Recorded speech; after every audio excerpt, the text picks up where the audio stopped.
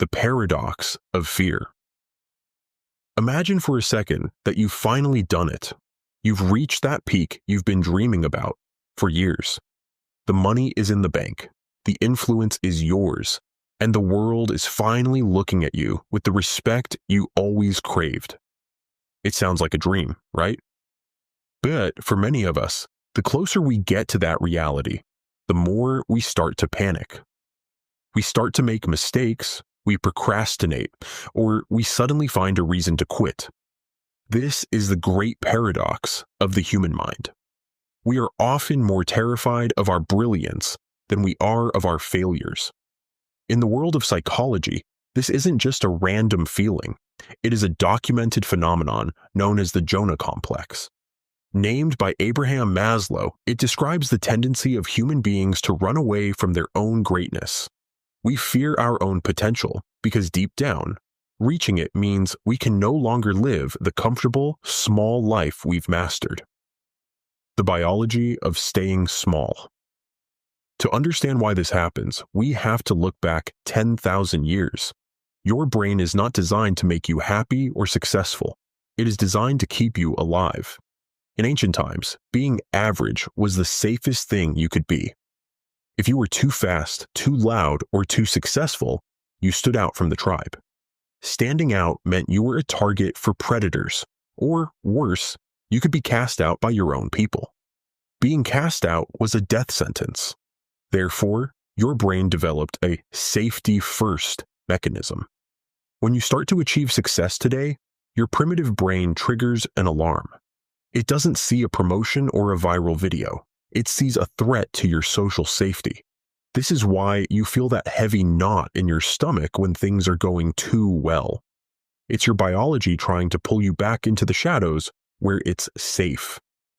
The burden of responsibility. Success isn't just about luxury, it's about the massive weight of expectations. In American culture, we are taught that more is better, but your subconscious knows that more also means more risk. When you are at the bottom, you have nowhere to fall. But once you reach the top, the only direction left is down. The fear of success is often a hidden fear of being found out, what we call impostor syndrome. You worry that if you become successful, everyone will see that you don't actually know what you're doing.